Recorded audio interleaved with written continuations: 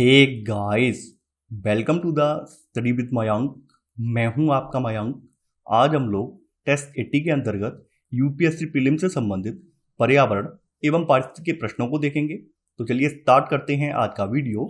देखते हैं मैं क्या क्या डिस्कस करना है यहाँ पर।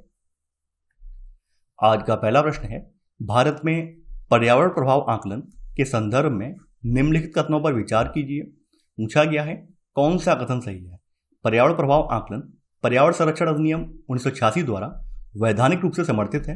किसी परियोजना के प्रस्तावक के लिए प्रत्येक 2 वर्ष में एक बार संबंधित राज्य के पदाधिकारियों को पर्यावरण अनुपालन प्रतिवेदन देना अनिवार्य है। पर्यावरण प्रभाव आकलन की जनसुनवाई में भाग लेने वाले लोगों की संख्या 100 से अधिक नहीं हो सकती है।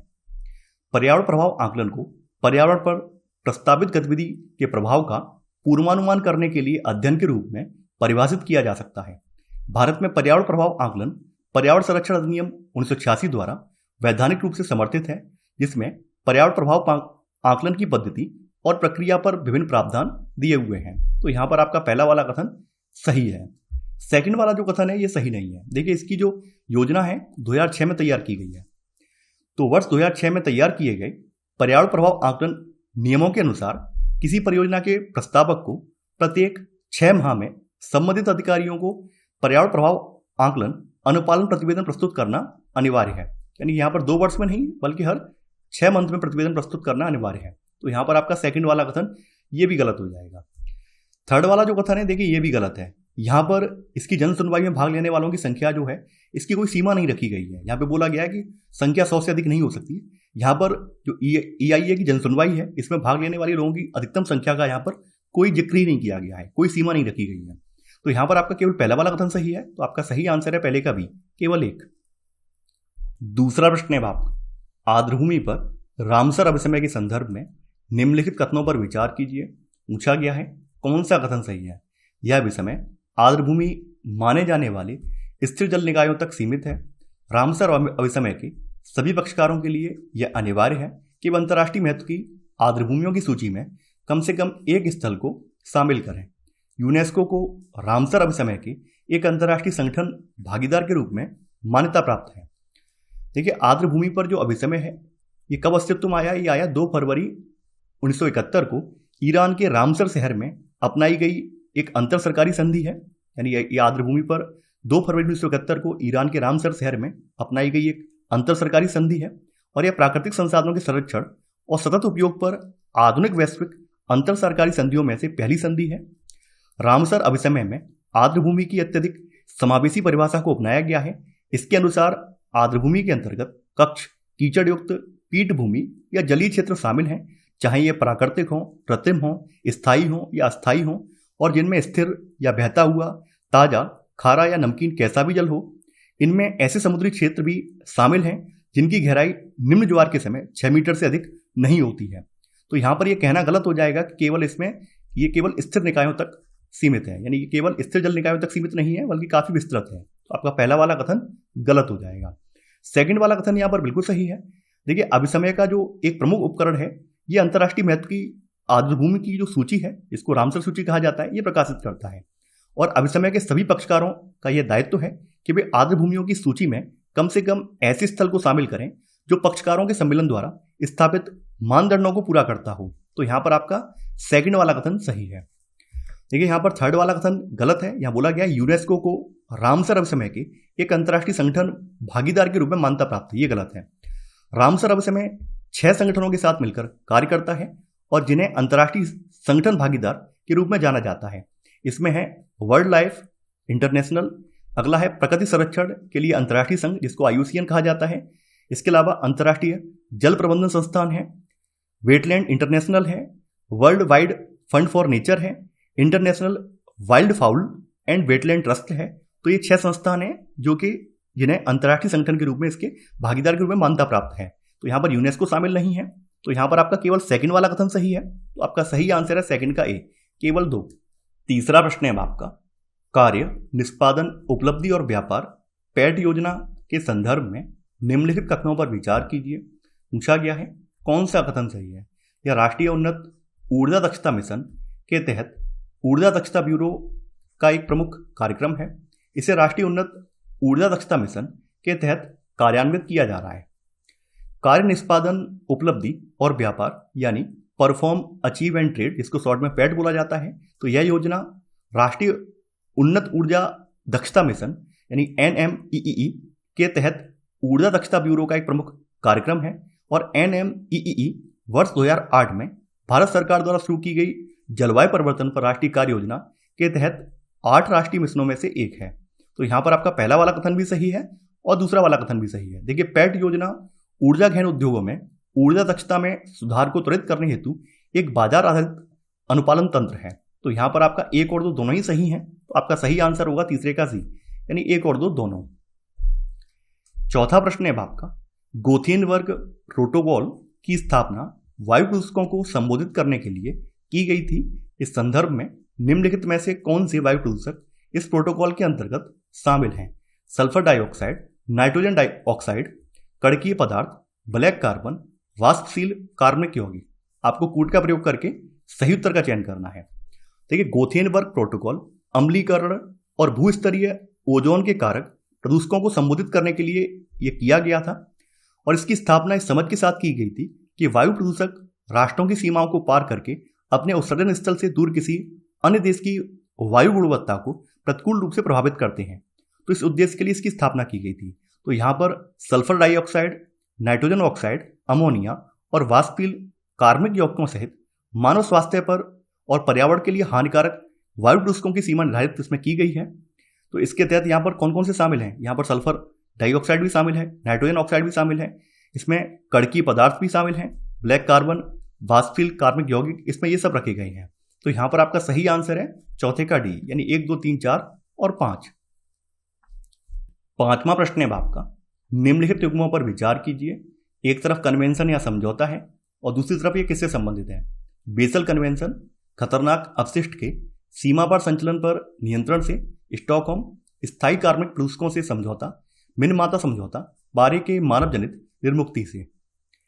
देखिए, बेसल कन्वेंशन जो है ये 1989 में 1989 को बेसल स्विट्जरलैंड में पूर्ण अधिकार प्राप्त सभा द्वारा खतरनाक अपशिष्टों के सीमा पार संचलन पर नियंत्रण और उनके निपटान हेतु बेसल कन्वेंशन को अपनाया गया था।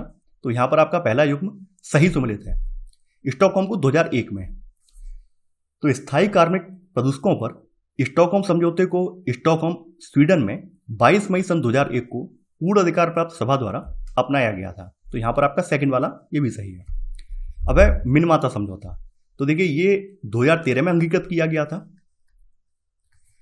तो पारे पर मिनमाता सम्मेलन, इसका उद्देश्य जो है मानव स्वास्थ्य और पर्यावरण को पारा तथा इसके यौगिकों के हानिकारक प्रभावों से सुरक्षित करना है। मिनमाता कन्वेंशन जो है ये भारत पर एक अंतर्राष्ट्रीय पर्यावरणीय संधि है और इसे सन 2013 में अंगीकृत किया गया था। तो यहां पर आपका तीनों ही कथन सही है। तो आपका सही आंसर है 5वें का भी, 1, 2 और 3। छठवां प्रश्न है आपका, तटीय विनियमन क्षेत्र CRZs के संदर्भ में निम्नलिखित कथनों पर विचार कीजिए। पूछा गया है कौन सा कथन सही है? CRZs पर्यावरण, वन और जलवायु परिवर्तन मंत्रालय द्वारा घोषित किए जाते हैं। CRZs नियमों के तहत केवल अंतर्ज्वारीय क्षेत्र और तटीय क्षेत्र का भूभाग शामिल होता है। देखिए, जो आपका पहला वाला कथन है बिल्कुल सही है। पर्यावरण संरक्षण अधिनियम 1986 के तहत पर्यावरण और वन मंत्रालय द्वारा तटीय क्षेत्रों में गतिविधियों के नियमन के लिए फरवरी 1991 में एक अधिसूचना जारी की गई थी। तो यानी यहाँ पर आपका पहला वाला कथन बिल्कुल सही है कि CRZs पर्यावरण, वन और जलवायु परिवर्तन मंत्रालय द्वारा घोषित किए जाते हैं। यहाँ पर आपका बोला गया CRZs नियमों के तहत केवल अंतर्ज्वारीय क्षेत्र और तटीय क्षेत्र का भूभाग शामिल होता है। देखिए, CRZ में 12 समुद्री मील तक विस्तारित तटीय क्षेत्र की उथली पट्टी शामिल है। यहाँ पर बोला गया केवल अंतर्ज्वारीय क्षेत्र नहीं है, बल्कि यहाँ पर 12 समुद्री मील तक की जो विस्तारित तटीय क्षेत्र की उथली पट्टी है ये भी इसमें शामिल है। तो यहाँ पर आपका सेकंड वाला कथन गलत हो जाएगा। यहाँ पर आपका केवल पहला वाला कथन सही है। आपका सही आंसर है 6वें का ए, केवल 1। 7वां प्रश्न है आपका, निम्नलिखित में से कौन सा कार्बन इंटेंसिटी इंडिकेटर का सही वर्णन करता है? विद्युत संयंत्र द्वारा उत्पादित ऊर्जा की प्रति इकाई कार्बन उत्सर्जन की मात्रा, एक स्वस्थ मनुष्य द्वारा अपने जीवन काल में उत्पन्न कार्बन उत्सर्जन की मात्रा, परिवहन कार्य की एक इकाई को करने में जहाज द्वारा उत्पन्न कार्बन उत्सर्जन की मात्रा, हिमनदों की परतों के तेजी से पिघलने के कारण कार्बन पृथक्करण की संभावित हानि। कार्बन इंटेंसिटी इंडिकेटर इस बात का मापक है कि एक जहाज कितनी कुशलता से माल या यात्रियों का परिवहन करता है, और इसे परिवहन कार्य की इकाई को करने में जहाज द्वारा उत्पन्न कार्बन उत्सर्जन की मात्रा के रूप में वर्णित किया जाता है, और यह प्रति कार्गो वहन क्षमता एवं समुद्री मील के दौरान उत्सर्जित कार्बन डाइऑक्साइड के ग्राम में मापा जाता है। तो यहाँ पर आपका सही आंसर है सी वाला, परिवहन कार्य की एक इकाई को करने में जहाज द्वारा उत्पन्न कार्बन उत्सर्जन की मात्रा। तो यहाँ पर आपका सही आंसर होगा 7वें का सी वाला। 8वां प्रश्न है आपका, मेथनॉल के संदर्भ में निम्नलिखित कथनों पर विचार कीजिए। पूछा गया है कौन सा कथन सही है। इसमें पेट्रोल और डीजल की तुलना में बहुत अधिक ऊर्जा दक्षता होती है। यह सभी आंतरिक दहन इंजनों में कुशलता से दहन होता है। इसका दहन होने पर पार्टिकुलेट मैटर उत्पन्न नहीं होते हैं। देखिए बात करें मेथनॉल की, तो देखिए मेथनॉल की जो ऊर्जा दक्षता होती है वो 22.7 मेगाजॉल पर किलोग्राम होती है। पेट्रोल की अगर हम बात करें तो पेट्रोल की जो होती है वो 44 से लेकर 46 के बीच में मेगाजॉल पर किलोग्राम होती है। डीजल की बात करें तो डीजल 42 से लेकर 46 के बीच में मेगाजॉल पर किलोग्राम होती है। यानी आप समझ सकते हैं इसकी जो ऊर्जा दक्षता है वो पेट्रोल और डीजल की तुलना में बहुत अधिक नहीं है, बल्कि बहुत कम है। तो आपका पहला वाला कथन गलत हो जाएगा। सेकंड वाला कथन यहां पर बिल्कुल सही है। मेथनॉल सभी आंतरिक दहन इंजनों में कुशलता से दहन होता है। मेथनॉल के गैसीय संस्करण, इसका गैसीय संस्करण होता है डीएमई। डीएमई का मतलब है डाई मिथाइल ईथर। तो इसको एलपीजी के साथ मिश्रित किया जा सकता है, और यह बड़ी बसों और ट्रकों में डीजल का एक उत्कृष्ट विकल्प हो सकता है। मेथनॉल ना तो पार्टिकुलेट मैटर और ना ही कालिक उत्पन्न करता है, ना तो ये पार्टिकुलेट मैटर उत्पन्न करता है और ना ही जो है कालिक उत्पन्न करता है। तो यहां पर आपका सेकंड वाला भी सही है और थर्ड वाला भी सही है। तो यहां पर आपका सही आंसर है 8वें का सी वाला, केवल 2 और 3। 9वां प्रश्न है आपका, जीरो लिक्विड डिस्चार्ज अप्रोच के संदर्भ में निम्नलिखित कथनों पर विचार कीजिए। पूछा गया है कौन सा कथन सही है। इसका उपयोग निष्कर्षण के दौरान धातुओं की लीचिंग को रोकने के लिए किया जाता है। यह रिवर्स ऑस्मोसिस के मूल सिद्धांत पर कार्य करती है। अपशिष्ट जल के निपटान हेतु उसे ठोस में परिवर्तित किया जाता है। देखिए यहाँ पर आपका पहला वाला कथन गलत है। जीरो लिक्विड डिस्चार्ज अप्रोच जो है यह औद्योगिक जल के उपचार के लिए उपयोग की जाने वाली एक तकनीक है। तो यहाँ पर आपका पहला वाला कथन गलत हो जाएगा, क्योंकि यह धातुओं की लीचिंग को रोकने के लिए इसका प्रयोग नहीं किया जाता है। तो यहाँ पर आपका पहला वाला कथन गलत हो जाएगा। यहाँ पर आपका सेकंड वाला कथन बिल्कुल सही है। देखिए यह रिवर्स ऑस्मोसिस के मूल सिद्धांत पर कार्य करती है। आप लोग जानते होंगे जल को स्वच्छ करने के लिए रिवर्स ऑस्मोसिस, जिसको आप शॉर्ट में आरओ कहते हैं, तो आरओ तकनीक का इस्तेमाल किया जाता है। तीसरा वाला कथन बिल्कुल सही है। अपशिष्ट जल के निपटान हेतु उसे ठोस में परिवर्तित किया जाता है, और इसमें अपशिष्ट जल में मौजूद संसाधनों को पुनर्प्राप्त करने की क्षमता है। तो यहाँ पर आपका थर्ड वाला कथन ये भी सही है। यहाँ पर आपका केवल 2 और 3 कथन सही है। तो आपका सही आंसर है 9वें का सी, केवल 2 और 3। 10वां प्रश्न है आपका, राष्ट्रीय जैव ईंधन नीति के अनुसार इथेनॉल उत्पादन के लिए निम्नलिखित में से कौन से कच्चे माल का उपयोग किया जा सकता है।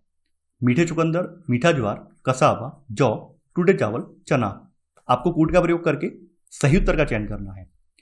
देखिए आपकी जो राष्ट्रीय जैव ईंधन नीति है 2018 वाली, तो इसके तहत जैव ईंधन के 3 वर्ग बनाए गए हैं। यानी 3 भागों में जैव ईंधन को डिवाइड किया गया है। फर्स्ट जनरेशन, सेकंड जनरेशन का जैव ईंधन और थर्ड जनरेशन का। तो फर्स्ट जनरेशन के जैव ईंधन में यहाँ पर बायो एथेनॉल है, बायो डीजल है, और उन्नत जैव ईंधन फर्स्ट जनरेशन में शामिल है। सेकंड जनरेशन में इथेनॉल आ जाता है। इसके अलावा जो नगर निगमों के ठोस अपशिष्ट हैं, तो इनसे उत्पादित ड्रॉप इन ईंधन ये भी इसमें शामिल हो जाते हैं। थर्ड जनरेशन में जैव सीएनजी आ जाता है। तो यहाँ पर सेकंड जनरेशन वाले इथेनॉल की बात हो रही है। इसको बनाने के लिए किस किस को कच्चे माल के रूप में उपयोग किया जा सकता है। तो जो आपकी राष्ट्रीय जैव ईंधन नीति है सन 2018 की, तो इस नीति में गन्ने की रस, चीनी युक्त सामग्री जैसे चुकंदर, मीठा ज्वार, इसके अलावा स्टार्च युक्त सामग्री जैसे मक्का, कसावा, गेहूं, टूटे चावल, पके आलू और मानव उपभोग के लिए अनुपयुक्त अनाज के उपयोग की अनुमति देकर इथेनॉल उत्पादन के लिए कच्चे माल का दायरा यहाँ पर बढ़ा दिया गया है। तो यहाँ पर आप देखेंगे इसमें मीठा चुकंदर है, मीठा ज्वार है, कसावा है, इसके अलावा जौ नहीं है क्योंकि जौ स्टार्च युक्त नहीं होता है, टूटे चावल हैं, चना भी नहीं है यहाँ पर। तो यहाँ पर आपका सही आंसर होगा 1, 2, 3 और 5। तो यहाँ पर आपका सही आंसर है 10वें का ए, केवल 1, 2, 3 और 5। 11वां प्रश्न है आपका, निम्नलिखित में से कौन से ग्रीन पटाखे के घटक हैं? Lithium, beryllium, aluminium, thermite. आपको कूट का प्रयोग करके यहां पर सही उत्तर का चयन करना है। देखिए, ग्रीन पटाखे पर्यावरण के अनुकूल पटाखों को संदर्भित करते हैं और ये पारंपरिक पटाखों से होने वाले वायु प्रदूषण को भी कम कर सकते हैं। इन्हें राष्ट्रीय पर्यावरण इंजीनियरिंग अनुसंधान संस्थान नीरी और वैज्ञानिक औद्योगिक अनुसंधान परिषद CSIR प्रयोगशाला द्वारा विकसित किया गया है।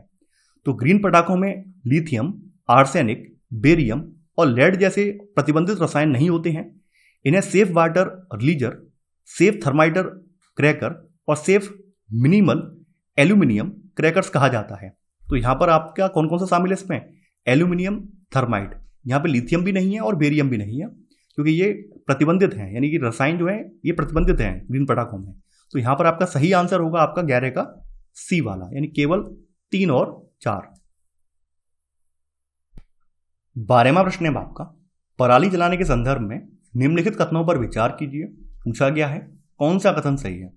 फसल अवशेष जलाने के दौरान सल्फर के ऑक्साइड निर्मुक्त होते हैं। धान की पराली जलाने से निकलने वाली ऊष्मा उपजाऊ मृदा के महत्वपूर्ण जीवाणु और कवक आबादी को नष्ट कर देती है। भारतीय दंड संहिता इंडियन पिनल कोड और वायु प्रदूषण नियंत्रण अधिनियम 1981 के तहत फसल अवशेष जलाना एक अपराध है। देखिए, एक अध्ययन के माध्यम से यह आकलन किया गया है कि फसल अवशेषों के दहन से 149.24 million ton carbon dioxide, 9 million ton से अधिक कार्बन मोनोऑक्साइड और 0.25 मिलियन टन सल्फर ऑक्साइड ये यहां पर निकलती है। इसके अलावा इसमें 1.28 मिलियन टन पार्टिकुलेट मैटर और 0.07 मिलियन टन ब्लैक कार्बन भी पराली जलाने से उत्सर्जित होता है। तो यानी कि यहां पर फसल अवशेष जलाने से सल्फर के ऑक्साइड निर्मुक्त होते हैं, ये बात सही है। तो आपका पहला वाला कथन यहां पर बिल्कुल सही है। पराली को जलाने से निकलने वाली ऊष्मा मृदा के भीतर 1 सेंटीमीटर तक प्रवेश करती है और इसकी वजह से मिट्टी का जो तापमान है ये 33.8 डिग्री सेल्सियस से बढ़कर कितना हो जाता है? ये टेम्परेचर हो जाता है आपका 42.2 डिग्री सेल्सियस। तो इस वजह से मिट्टी में रहने वाले जीवाणु और कवक की आबादी को ये ऊष्मा नष्ट कर देती है। तो यहां पर आपका सेकंड वाला कथन ये भी सही है। तीसरा वाला कथन आपका ये भी सही है। फसल अवशेषों का दहन भारतीय दंड संहिता यानी IPC की धारा 188, यानी इसकी एक धारा है 188, तो इसके अंतर्गत और वायु तथा प्रदूषण नियंत्रण अधिनियम 1981 के अंतर्गत इसको अपराध माना गया है। तो यहां पर आपका तीसरा वाला कथन भी सही है। यहां पर आपका 1, 2, 3 तीनों ही कथन सही है। तो आपका सही आंसर है 12 का D, यानी 1, 2 और 3। देखिए 188 है ये। 13वां प्रश्न है आपका, किफायती परिवहन के लिए टिकाऊ विकल्प सतत पहल संबंधित है। ईंधन सेल से, संपीड़ित बायोगैस से, बायोडीजल से, हाइब्रिड और इलेक्ट्रिक वाहनों से। केंद्रीय पेट्रोलियम और प्राकृतिक गैस तथा कौशल विकास एवं उद्यमिता मंत्री ने संभावित उद्यमियों की ओर से सार्वजनिक क्षेत्र की तेल विपणन कंपनियों के साथ मिलकर किफायती परिवहन के लिए टिकाऊ विकल्प सतत नामक एक अभिनव पहल का शुभारंभ किया गया है और इसका उद्देश्य संपीड़ित बायोगैस उत्पादन संयंत्र स्थापित करना और बाजार में ऑटोमेटिव ईंधन के रूप में संपीड़ित बायोगैस उपलब्ध कराना है। तो यहां पर आपका सही आंसर है 13 का B वाला। 14वां प्रश्न है आपका, वन्य जीवों और वनस्पतियों की संकटापन्न प्रजातियों के अंतर्राष्ट्रीय व्यापार पर समझौते के संदर्भ में निम्नलिखित कथनों पर विचार कीजिए। पूछा गया है कौन सा कथन सही है? यह एकमात्र वैश्विक संधि है जो उन पौधों और जानवरों के व्यापार को प्रबंधित करती है जिनका अस्तित्व उनके वन पर्यावासों में संकटग्रस्त नहीं है। साइट्स कानूनी रूप से पक्षकारों के लिए बाध्यकारी है और यह राष्ट्रीय कानूनों का स्थान ग्रहण करती है। साइट्स को संयुक्त राष्ट्र पर्यावरण कार्यक्रम के माध्यम से प्रशासित किया जाता है। वन्य जीवों और वनस्पतियों की संकटापन्न प्रजातियों के अंतर्राष्ट्रीय व्यापार पर समझौता यानी साइट्स सरकारों के मध्य संपन्न और वर्ष 1975 में लागू, यानी ये 1975 में लागू है और ये एक अंतर्राष्ट्रीय समझौता है। यह उन पादप और जंतु प्रजातियों के अंतर्राष्ट्रीय व्यापार को प्रबंधित करने वाली एकमात्र संधि बन गई है जिनका अस्तित्व उनके वन्य पर्यावासों में संकटग्रस्त नहीं है। तो आपका पहला वाला कथन बिल्कुल सही है। देखिए, साइट्स एक अंतर्राष्ट्रीय समझौता है और जिसका देश और क्षेत्रीय आर्थिक एकीकरण संगठन स्वेच्छा से पालन करते हैं। जिन देशों ने समझौते में शामिल होने की पुष्टि की है उनके लिए समझौता बाध्यकारी है और उन्हें पक्षकारों के रूप में जाना जाता है। हालांकि फिर भी ये जो समझौता है इसके जो प्रावधान है पक्षकारों के लिए बाध्यकारी तो हैं, लेकिन ये उनके राष्ट्रीय कानूनों का स्थान ग्रहण नहीं करते हैं। जैसे भारत सरकार ने वन्यजीव संरक्षण के लिए कानून बनाया है उसको ये साइट्स का कानून रिप्लेस नहीं करेगा, वो कानून हमारे यहाँ फिर भी रहेगा। तो यहाँ पर आपका सेकंड वाला कथन गलत हो जाएगा। तीसरा वाला कथन आपका सही है, साइट्स को संयुक्त राष्ट्र पर्यावरण कार्यक्रम के माध्यम से प्रशासित किया जाता है। तो यहाँ पर आपका तीसरा वाला कथन सही है। यहाँ पर आपका केवल 1 और 3 कथन सही है, तो आपका सही आंसर है 14 का सी, केवल 1 और 3। 15वां प्रश्न है आपका, निम्नलिखित में से कौन से अमोनिया प्रदूषण के प्रमुख प्रभाव हैं? अर्ध प्राकृतिक पारिस्थितिक तंत्र पर सुपोषण और अम्लीकरण प्रभाव, जल निकायों में खतरनाक रूप से कम ऑक्सीजन के स्तर वाले मृत क्षेत्र, वायुमंडल में धुंध जैसी स्थितियों का बनना। आपको कूट का प्रयोग करके सही उत्तर का चयन करना है। अमोनिया का रासायनिक सूत्र NH3 होता है। तो यह एक रंगहीन, अत्यधिक अभिक्रियाशील और घुलनशील क्षारीय गैस है। यह नाइट्रोजन चक्र का एक प्रमुख घटक है जो उच्च सांद्रता पर पारिस्थितिक तंत्र को प्रतिकूल रूप में प्रभावित करता है। देखिए यहाँ पे पूछा गया है कि अमोनिया प्रदूषण के प्रमुख प्रभाव कौन कौन से हैं। तो सबसे पहला प्रभाव है पारिस्थितिक तंत्र को नुकसान। अर्ध प्राकृतिक पारिस्थितिक तंत्र पर सुपोषण और अम्लीकरण प्रभाव तथा प्रजातियों की संरचना में परिवर्तन का यह कारण बनता है। तो यहाँ पर पहला वाला प्रभाव बिल्कुल सही है। सेकंड वाला प्रभाव ये भी सही है, जल प्रदूषण। जलीय जीवों के विषैले शैवाल प्रस्फुटन और खतरनाक रूप से कम ऑक्सीजन के स्तर वाले हानिकारक और मृत क्षेत्रों में ये योगदान देता है। तो यहाँ पर आपका सेकंड वाला ये भी सही है। इसके अलावा वायु प्रदूषण, वातावरण में अन्य ऑक्साइडों और प्रदूषकों के साथ अमोनिया की अभिक्रिया के कारण धुंध जैसी स्थितियां बनती हैं। तो यहाँ पर तीसरा वाला प्रभाव भी सही है। तो यहाँ पर आपका तीनों ही यहाँ पर सही हैं। तो आपका सही आंसर है 15 का डी, 1, 2 और 3। तो ये था हमारा आज का वीडियो। आई होप आपको आज का वीडियो पसंद आया होगा। आप लोग इस वीडियो को लाइक और शेयर करना बिल्कुल ना भूलें। तो चलिए आज के लिए बस इतना ही। Thanks for watching. जय हिंद।